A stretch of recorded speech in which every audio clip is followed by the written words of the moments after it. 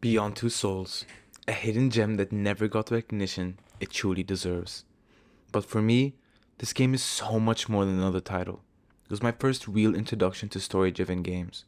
The first time I realized a game could be more than just gameplay. It could be a story that connects with you on a deeply personal level. It was an experience that made me see gaming as a medium that can rival movies, books, and TV series in its ability to make you feel. It's not just another PlayStation title, it's an emotional journey. Every moment feels intentional. Every choice you make shapes the story into something uniquely yours. And the endings, they aren't just conclusions, they're reflections of the journey you took, the choices you made, and the connections you built along the way.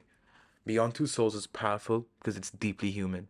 It explores love, loss, identity, and the unbreakable threads that connects us all.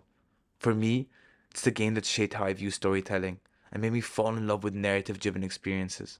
Today, I want to celebrate this masterpiece, not just for what it is, but for what it's meant to me and why it deserves to be talked about more. Like I said before, this isn't just another game, it's an experience that deserves its place in gaming history. So let's talk about it. The game opens with Jodie sitting quietly in a small town police station. Her face is bruised, her expression distant, and her silence fills the room with a heavy tension. The local sheriff observes her cautiously, his voice a mixture of confusion and concern. He starts asking her questions, like what's her name? Does she have any family? Anyone he can contact just to get an idea of what she's been through. But she still is completely silent. He then notices something. He walks behind her and sees a scar in the back of her head. As he leans closer to inspect it, something unexpected happens. A coffee cup on the table suddenly just flies across the room, shattering against the wall. The sheriff stumbles back, startled. Jodie doesn't even flinch. She sits still, her gaze fixed and unyielding, as if nothing out of the ordinary just happened. The camera then cuts to someone in the car, Dr. Nathan Dawkins. We find out later that's his name in the game. He's actually played by William Defoe, whose worried voice cuts through the tension. You don't know what she's capable of, he says. His tone isn't just fearful for Jodie, it's fearful for everyone else. I know. They're coming.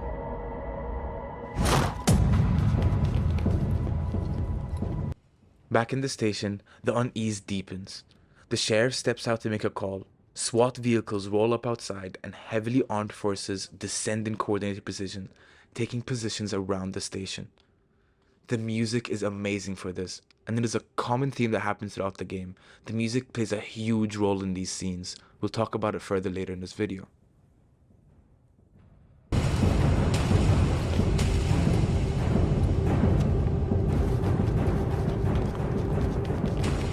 Hold on, what's going on? Girl you brought in earlier. Where is she? The sounds of boots echoes down the hallway. As the SWAT team enters the building, the officers stand in silence and tension really begins to fill the air. You can feel the storm about to break. And then, chaos. The scene shifts abruptly into the aftermath. The once quiet police station has been transformed into a battlefield. Glass shards cover the floor, tables and chairs are overturned. SWAT officers lie scattered, unconscious, or even worse. Whatever happened here was violent, destructive, and utterly inhumane. You don't see what happened, and that's what makes it so gripping. You're left to piece together devastation and ask yourself, what happened in this room? The destruction is a silent testament to the power that lies within this quiet, bruised girl, and it's clear that nothing will ever be the same. The opening scene doesn't just introduce you to Jodie, it demands your attention. It sets the tone for a story steeped in mystery and power, one where the consequences of her abilities are as captivating as they are terrifying. The experiment. This is a glimpse into Jodie's world. After the intensity of the opening scene, the game shifts to a much younger Jodie. This is our introduction to the controlled world she's grown up in, a place that's far from the ordinary. As you walk around her room, the eerie details start to emerge. Cameras are positioned in every corner, silently monitoring her. It's clear that her life isn't just confined, it's being studied. You immediately feel the weight of her isolation and the unease of being constantly watched. Soon, Jodie is led into the experiment room. Accompanied by Dr. Nathan Dawkins, this is where the narrative takes its first deep dive into her supernatural abilities. Dawkins and his team are trying to measure and understand what she can do. But as a player, this is your first real interaction with Aiden. The experiment seems harmless at first, a simple test where Jodie must identify cards through Aiden's perception. But this moment is pivotal. You realize you're not just observing Aiden, you are Aiden. As you navigate through the walls and interact with objects, you begin to understand the extent of his power. You can see, move, and manipulate the world in ways that are unimaginable. And then comes the choice. You're actually given the opportunity to escalate the situation, to show the researchers just how terrifying Aiden can be, or actually yourself. Personally, I chose to fuck with the women on the other side of the glass, moving objects, tripping over furniture, scaring the life out of her. It's the first real taste of control, and the first glimpse of how your chaos shapes the story. You could go easy on her, of course, but where's the fun in that? One moment stands out when Jodie suddenly cries out, "He won't stop." It's subtle, but it seems like a simple fourth wall break, almost as if she's addressing you, the player, directly. It's a chilling moment that makes you question your own role in this dynamic. Are you helping her? Are you a force she can't control? This is the first time the game truly blurs the line between narrative and gameplay, and it's brilliant.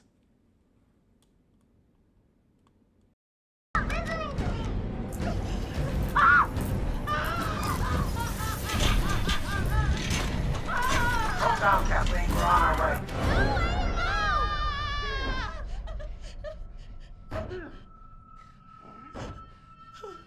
It's over.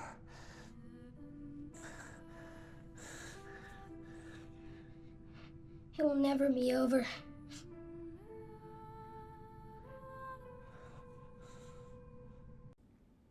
The Embassy.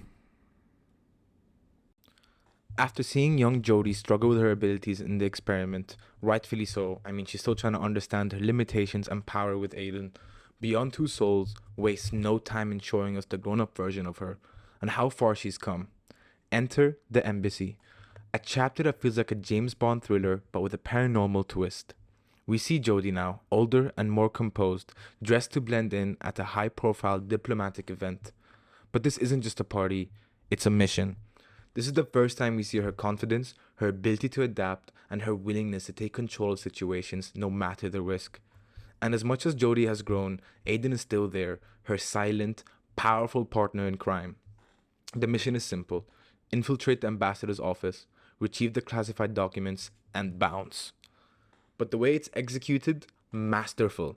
The tension as you guide Aiden through the room, unlocking doors, disabling security systems, scaring unsuspecting guests, creates a pulse-pounding atmosphere that makes you feel like you're playing a stealth game wrapped in a supernatural narrative. And I've played so many video games in my life, and nothing has ever come close to how amazing Beyond Two Souls was able to do that. This scene builds to a crescendo as Aiden's presence becomes impossible to ignore. By the time you've completed this chapter, you're left marveling at how seamlessly this game blends espionage with the supernatural. But what really sticks with you is the growing sense of responsibility. As much as it's fun to mess with Aiden's power, there's always a sense of weight to your actions. Every choice feels like it matters, even when no one's watching. While the embassy showcases Jodie's skill and composure, it's also the first time we see the toll Aiden's power take on her physically. After the mission, as she walks away from the chaos they've caused, her body shows the strain. Her nose starts bleeding, her steps are slower and weaker. It's a stark reminder that Aiden's abilities aren't without consequences. Every time she relies on him, it chips away at her, leaving her vulnerable even as she tries to stay strong. This moment highlights the ambivalence of their bond. Aiden is her greatest strength, but also her heaviest burden. The party. Rage, revenge, and breaking boundaries. If anybody's played this game, they know how amazing this chapter really is. It starts in the car with Jodie's hesitation written all over her face. And honestly, you can't blame her. This isn't just a regular teenage outing for her. It's a chance for her to feel normal for once, something she's been denied her entire life. Sitting there, holding a rare book from Nathan that he gave her as a gift for the birthday girl, you can feel her uncertainty. But Nathan encourages her. He tells her to give it a shot. Maybe this time, things will be different. Day party. I'm sure everybody will like you. Stepping into the party, there's a flicker of hope. The teens greet her with warm smiles, offer her a drink and a cigarette. You know, a cigarette. And for a moment, it feels like maybe, just maybe she'll fit in. I chose to have Jodie take both. Not because she needed to, and obviously you don't need to drink and smoke to have fun in a party, but because I wanted her to feel like she belonged. I chose to have Jodie dance on her own, show off her dance moves, and you can see in the background that everyone is watching, and not in a good way. This is the first impending signs that there's something going on. There's also a small but important conversation between Jodie and Matt. It's one of those rare moments where she gets to interact with someone in a way that feels somewhat normal. Just small talk, teenage awkwardness, and the possibility of an actual connection. I let Jodie share some things about herself, but when Matt asked her where she lived before, I chose to lie. The truth that she grew up in a government lab being studied like an experiment would have completely killed the conversation instantly. It wasn't just about deception. It was about preserving the moment, keeping it light, letting her have just one interaction where she wasn't defined by what made her different. And when Matt asked her to dance, I also said yes to this. The slow dance was awkward but sweet, just for a second. It just seemed like maybe, just maybe, she might finally have a normal teenage experience. And then Matt proved me the fuck wrong. He leaned in and tried to kiss her, and I pushed him away and moved his hands away from me, and you could feel the whole room shift after that. The warmth turned to tension, the smiles became more forced. Jodie wasn't one of them. She was an outsider who was trying a little bit too hard. You can sense the same toll on Jodie when the group at the party tries to pressure her into showing off her powers. At first it seems like curiosity, maybe even an opportunity to impress them, but it's not that simple. There's an undertone of expectation, a setup for mockery disguised as interest. I chose not to show them anything. Not that this wasn't a chance for Jodie to be accepted, it was a way for them to confirm that she was different, an outsider, something to be gawked at rather than included. If she had given in, they wouldn't have seen her as one of them. They would have seen her as something other. The rejection would have come either way, I know that, but at least this time, I made the choice. By the time the gift exchange has finally arrived, you could sense that there was a breaking point about to happen. Just this unwrangling tension is starting to burst out and create something that you just don't know what's about to fucking happen. All the gifts start giving to the birthday girl. She starts liking them, they start making jokes. She even gets a weird choice of outfit, I would say. But she was all enjoying it. And you could still sense that this whole time they were just leaving her out of this. And then she finally decided to pick out Jodie's gift. The book by Edgar Allan Poe. No, but seriously, is this a joke? I can't believe you came all the way to my birthday party just to give me this old crap. And she thinks she's so clever. But she's just a little lab rat. A freaky little lab rat. Yeah. She's been following me around like a puppy all evening, begging for it. Oh, and she's a slut too.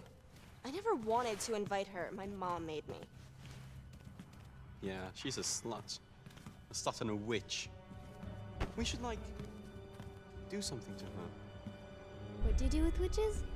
You burn them. Ah! Get her!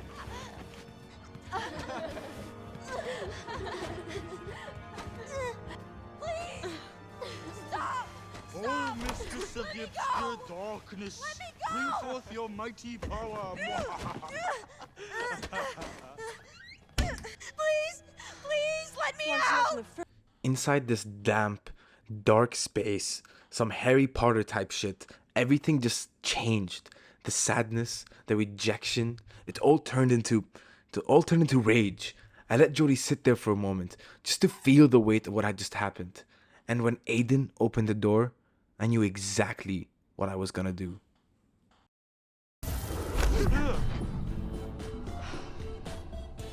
Well done. Very funny, Steven.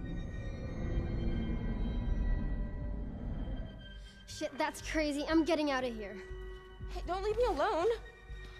Wait for me. The door, it won't open. I started off something really easy at first. It was just a cake. And then the kids reacted to it and the music started building up. Like I mentioned before, the music is such a pivotal point for this game. It's fucking amazing. and you could sense when the music is starting to amp up, you start as the player amping up as well, wanting to seek revenge for what they did to her. You wanted to scare them. And I started off with light stuff at first, flinging around chairs, tables, really trying to scare the shit out of them. I know there's someone here.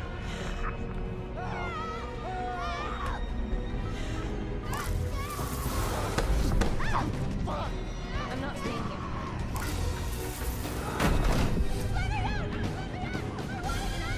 This was the first time the game gave me the reins to unleash Aiden's full power, and I wasn't going to hold back. They didn't deserve me to hold back. They deserved everything that was going to come for them. Every single thing I wanted to do, I thought about it, and I did it.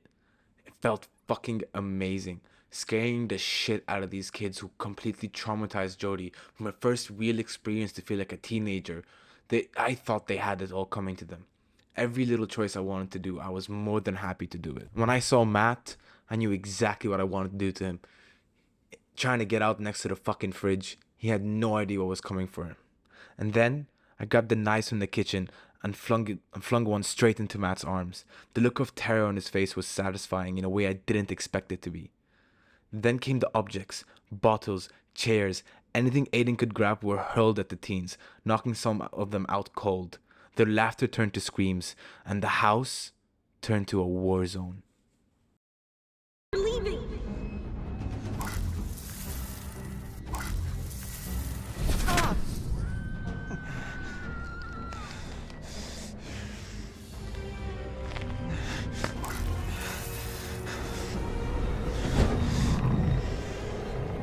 What are you doing, Aiden? You're going too far. You've got to stop.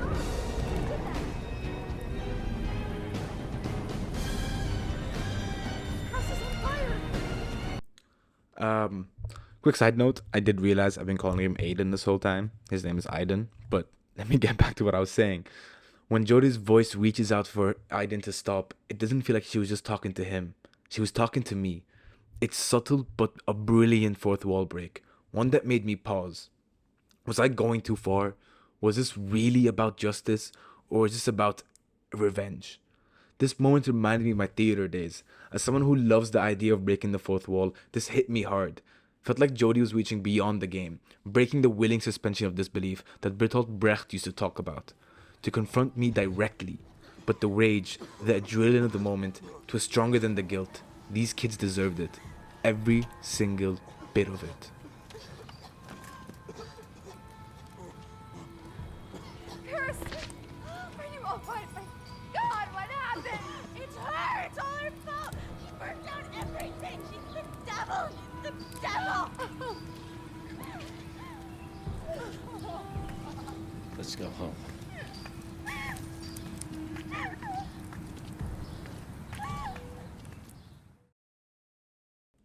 As I watched her leave the house, I couldn't shake the question.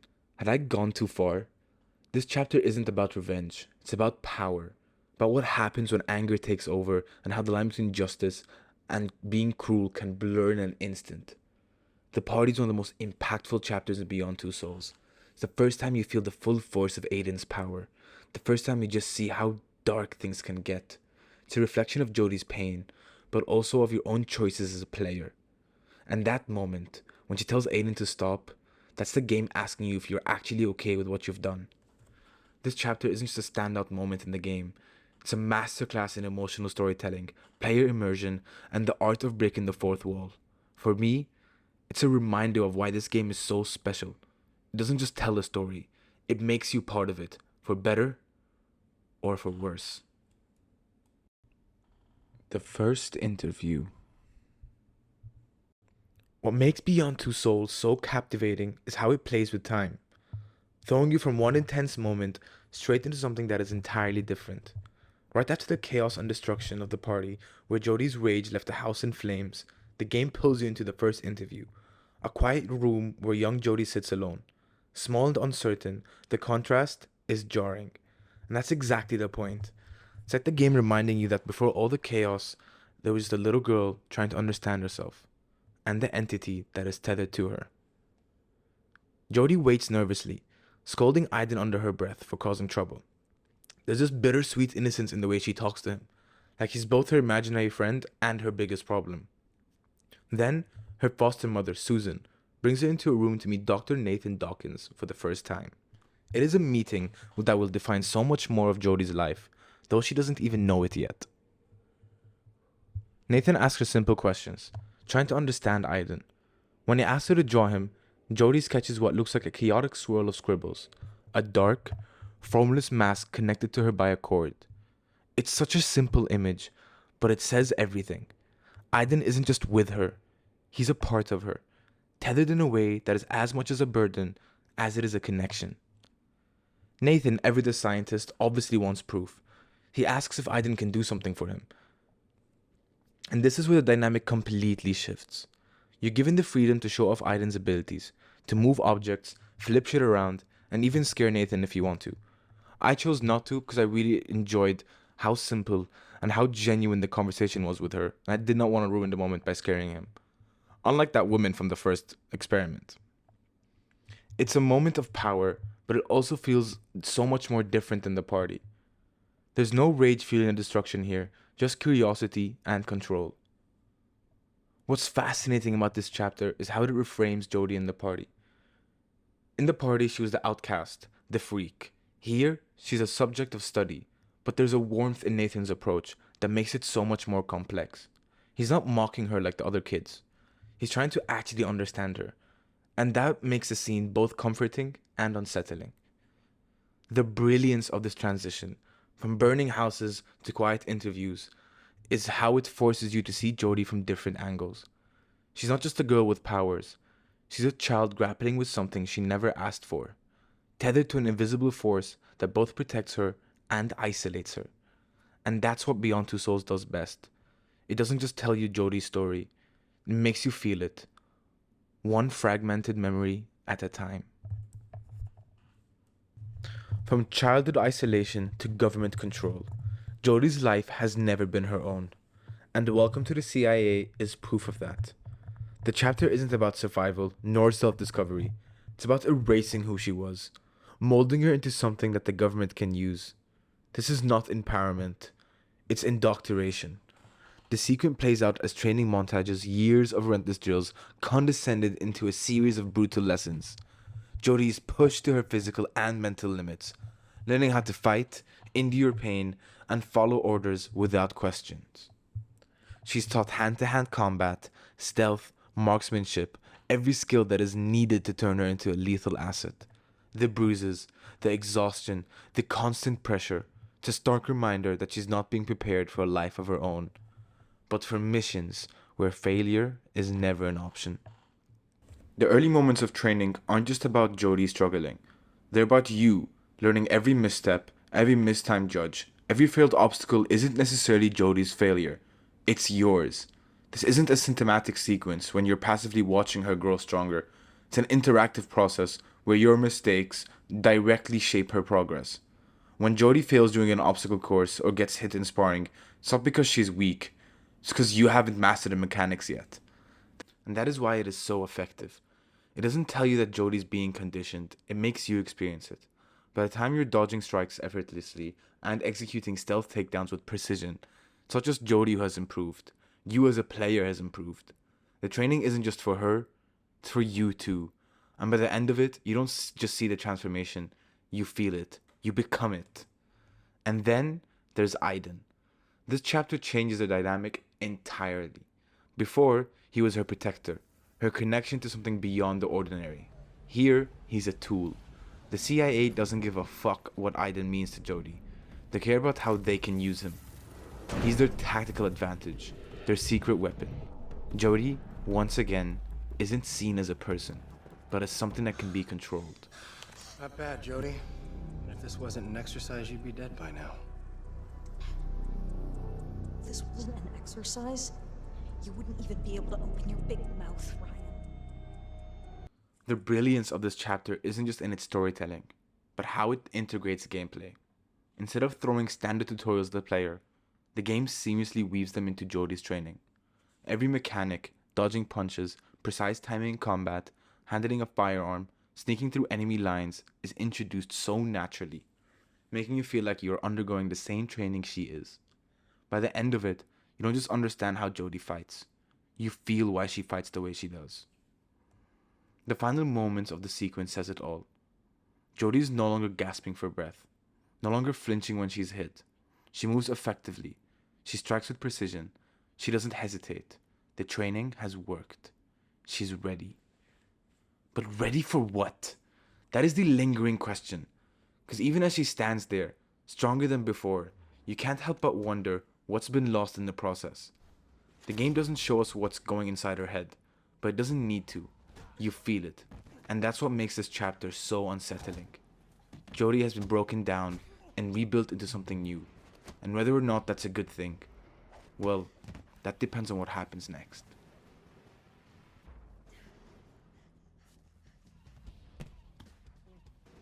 Not bad.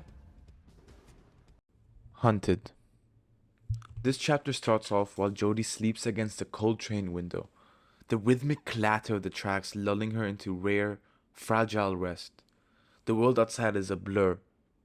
Rain and darkness, passengers around her lost in their own silence. It's quiet. Too quiet. Aiden nudges her bag just a little, enough to make it shift forward slightly.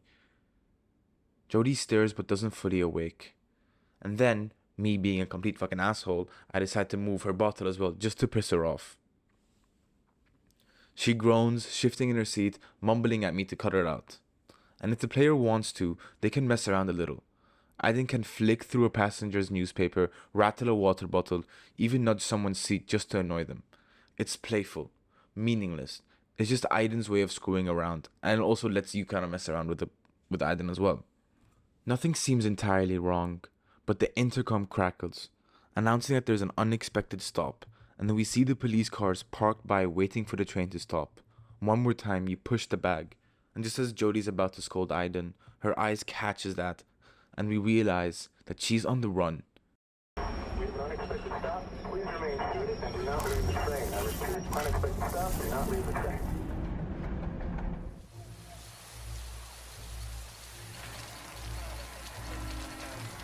She stands, keeping her head down as she moves towards the exit. The officers are getting closer, scanning the passengers. She moves quickly, heart pounding in her chest, trying to stay calm. Then, one of them spots her, and the chase begins. She bolts down the train car, shoving past people as the officers push through after her. Someone tries to grab her arm, but she twists free, sprinting through the rows of seats. Aiden helps her, buying her a few seconds as she barrels into the next car. The officers aren't stopping.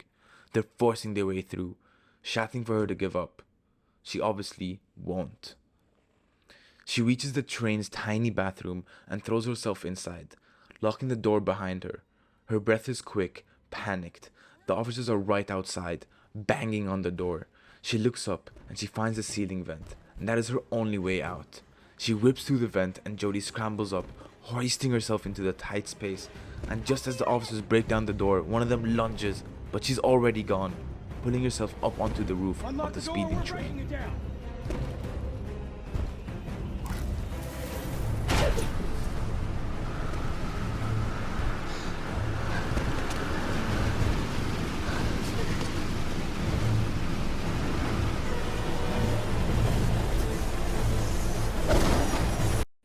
Rain lashes against her skin, the wind howls in her ears, the world around her is a blur of movement and darkness. The train cutting through the storm like a bullet. Then, shouting, the officers are climbing up after her. She forces herself forward, staggering against the wind as the first one reaches her. The QuickTime events are brutal. I did personally keep fucking them up, but we digress. Let's keep talking about the video. The officer's lunges, grabbing her wrist. Jodie twists, throwing a punch. The train jerks, nearly sending both of them flying.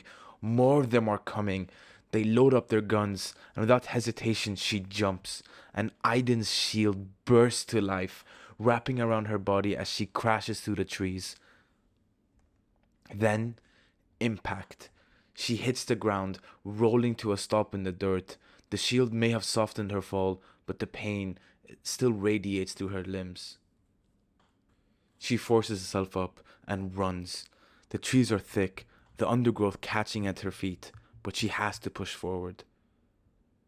There's a few quick time events here, but I did not fuck them up as bad as I fucked up the ones on top of the train. But again, let's keep moving. And then you hear something. You hear dogs. You hear them closing in. They're barking, their growls, their snarls are sharp, their teeth are flashing as they lunge. The struggle is chaotic. Jodie kicking, shoving, trying to break free as one dog clamps onto her arm. The QTEs here are relentless. Again, I fucked a lot of them up.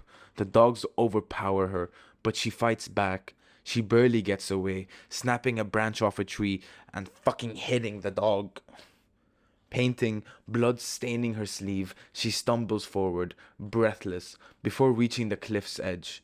Below, the land drops, sharply into the darkness. There's no way down, no way forward. But the dogs are still coming.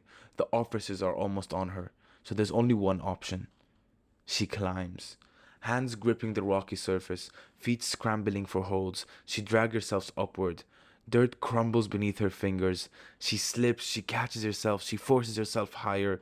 The dogs reach the cliff, barking wildly below her. The officers aren't far behind. She can hear their shouts, their boots hitting the ground. She pushes harder.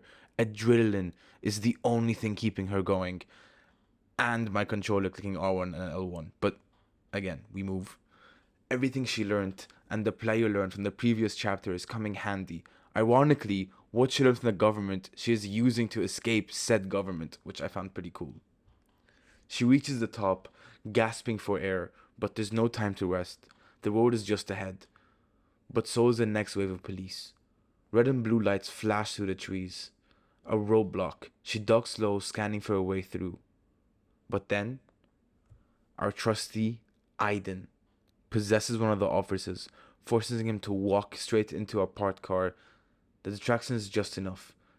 Jodie seizes her moment, sprinting towards a parked police bike. She jumps on, turns the key. As the engine roars to life, she dips.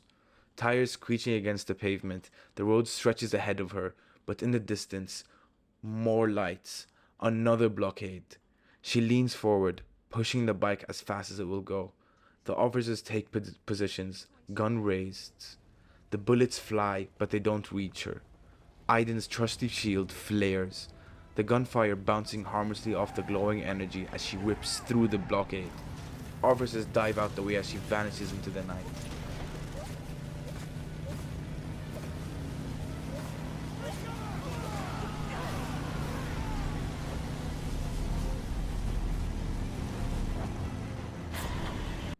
The town is just ahead, but so is the final encounter. As Jodie races into the town, the oppressive silence is shattered by the sudden crack of a gunshot. A SWAT officer fires, and her motorcycle's tire bursts. She swerves, bends the corner. Whoa. The world tilting as she crashes, metal grinding against asphalt. The fall is brutal. Her body hits the ground with a sickening force. She rolls, her jacket tearing her arms scraped raw. Blood streaks her forehead, and for a moment, she doesn't move. But as flashing lights pierce the dark, as boots pound the pavement, she forces herself to the feet, breathing hard, pain radiating through every limb. If they're looking for trouble, that's what they're gonna get. Take care of them, Aiden. They've cornered her. Her options are gone. The officers close in. But then, she says those sweet 5 words. Aiden, take care of them. And if you think the party was fucking sick, this chapter is amazing. The shit you could do with Aiden is fucking insane. The player assumes control of Aiden. And this isn't just a character's decision. It's a statement. For most of the game, Jodie is the outsider. She's bullied, rejected, pursued. From her childhood in the experiment lab to her awkward teenage attempts to fit in, she's constantly being reminded that she doesn't belong. But here, in this moment, the dynamic flips. This isn't her being chased. This is her taking control. Her choosing to fight back.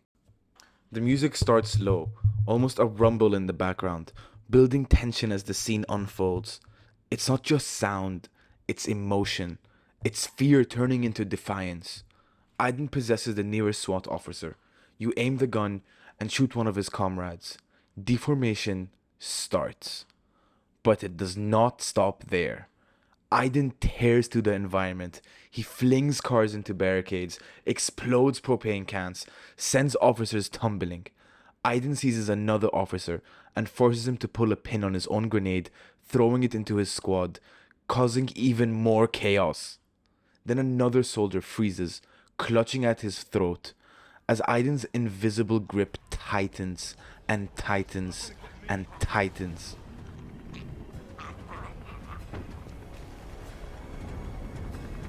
Aiden, they're coming! Keep them off me! The music swells, a chaotic blend of percussion and strings. It's as if Aiden's rage is given sound, his presence felt in every heavy beat and every sharp note. The officers try to regroup, but it's futile. You're relentless. Even the fucking helicopter that arrives for backup isn't safe. Aiden takes hold of the pilot, spinning the chopper around into a catastrophic crash that lights up the scene. Flames casting long shadows against the walls of the surrounding buildings. The music reflects it all. Moments of silence followed by crescendos that echo the sheer destruction you and Aiden have unleashed. But this is not just about the action. It's about what this moment represents. Jodie, always on the outside, always running, always trying to find a place, is now making the rules. This is her moment of power, her chance to stand her ground and stand on business. Through Aiden, she's not just surviving, she's proving that she's not someone to be dismissed. By the end of the once organized SWAT team is in shambles, vehicles are overturned, weapons scattered, officers lying unconscious and dead. Jodie, battered and bloodied, steps forward. Her breath is raged, her hands shaking slightly, but she's steady as she makes it clear that this is not a moment of defeat. This is her taking power. The music doesn't resolve into a triumphant melody. It stays intense, unsettling, echoing the ambiguity of her situation. This isn't a victory march. This is a reckoning. Tell them to leave me the fuck alone, because next time, I'll kill everyone.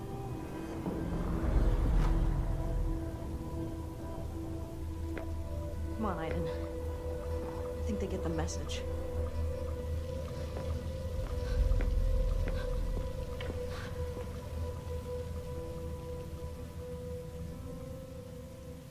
From the very beginning, Beyond Two Souls makes one thing painfully clear.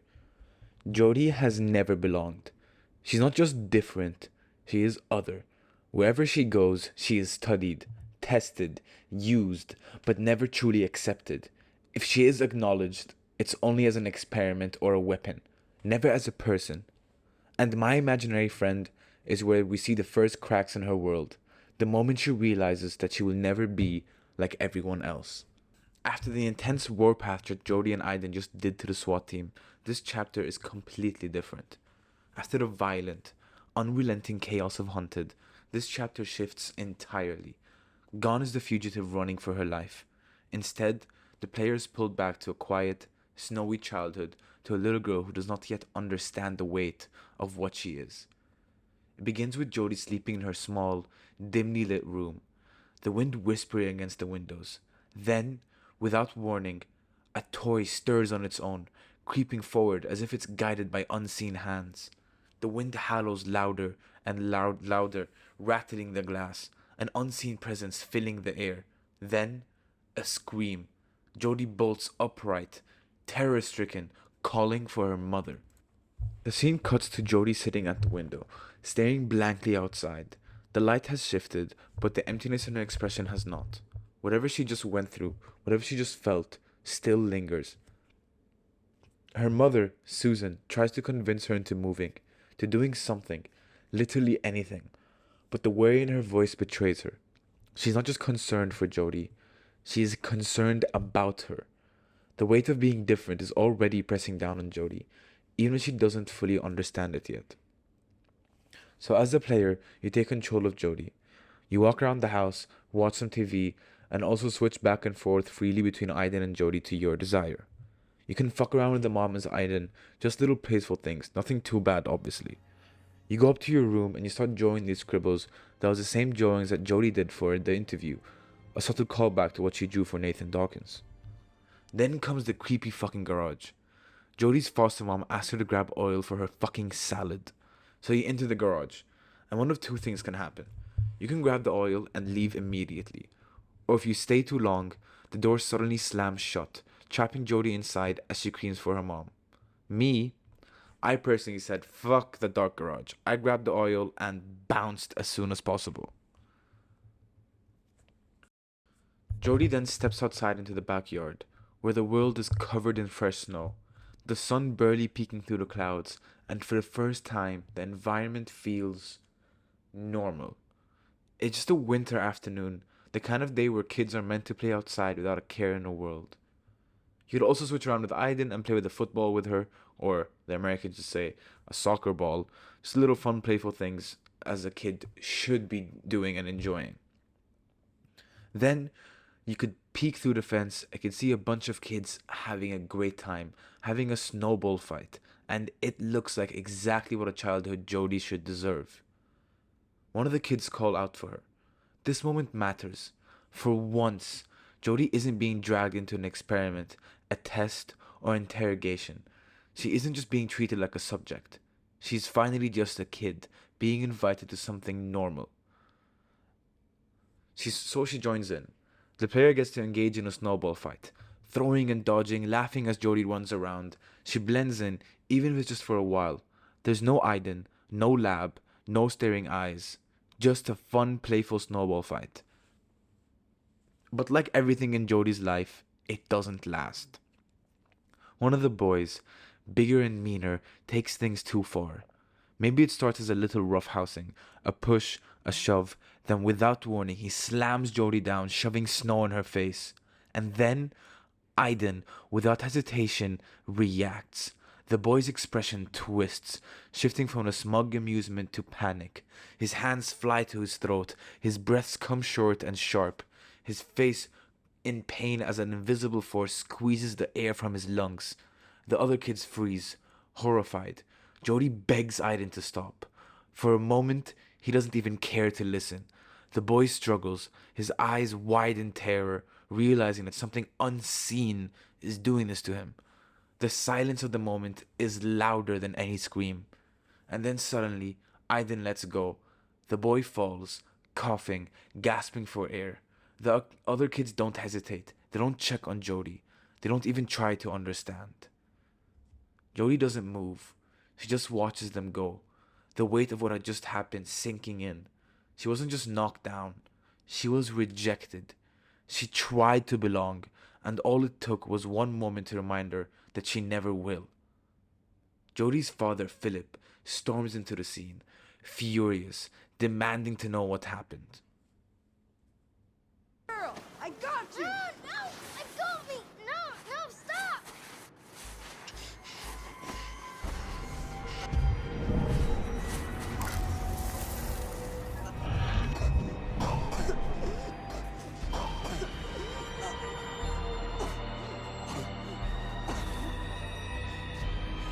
Did you see that? She nearly killed me! You saw what she did to me? She's a witch! A dirty, rotten witch! Jodie can't even explain to her father what happened, and she even knows that whatever she says won't matter. Philip doesn't even ask if she's okay. He doesn't try to comfort her. He grabs her arm tight, dragging her inside. He starts verbally getting pissed off at her. He raises his hand. He doesn't hit her, but he almost does.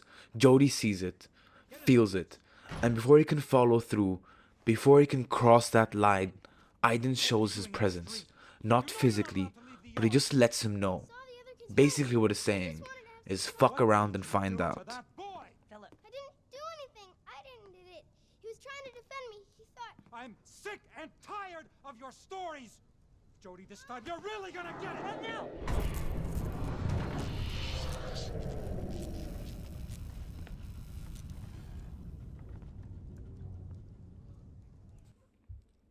Philip is done pretending.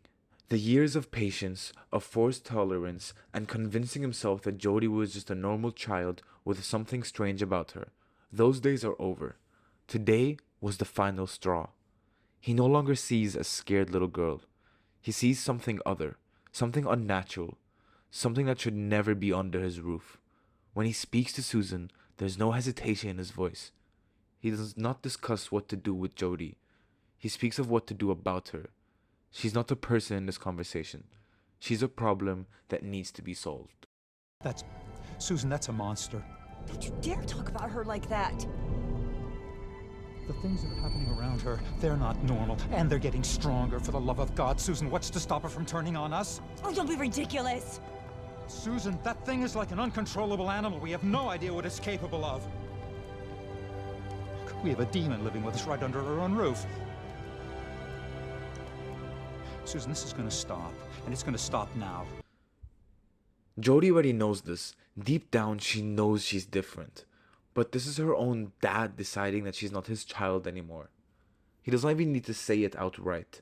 His voice alone makes it clear. There is no sadness, no grief, not even anger. Just cold indifference.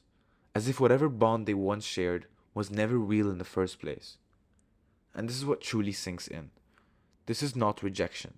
This is abandonment before she has even been sent away. She's still there in their home, but she's already gone in his mind.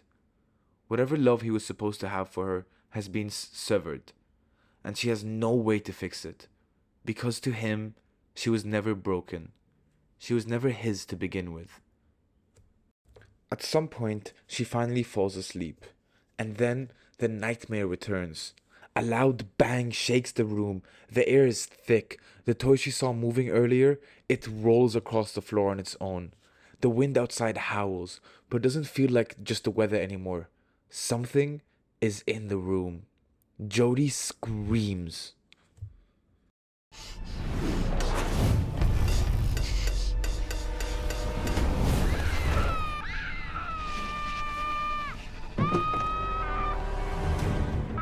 Jody!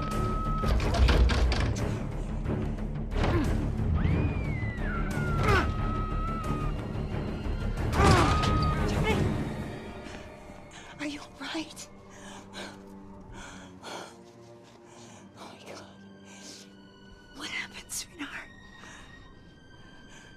You told me monsters didn't exist. You were wrong, Mommy. You were wrong. This chapter defines Jody's entire life. This is when she realizes she isn't just different, she is feared. She isn't just lonely, she is unwanted. She doesn't just have a connection to Aiden, she is trapped with him. From this moment on, Jody knows that she will never, never be like everyone else. Her father doesn't see her as a daughter. The other kids don't see her as a friend. She isn't Jody, she's a freak, a witch. No matter where she goes, no matter how much she wants to be normal, the world will always see her that way. I hope you guys do enjoy this first part of the video. I'll be posting part 2 as soon as possible. It's just that I didn't want to make this video super long since I'm not even... I think I'm just about halfway through the game and the video is almost around 48 minutes. So I decided to split it into 2 parts. So I hope you guys enjoyed the first part and I will be right back for the second part as soon as possible.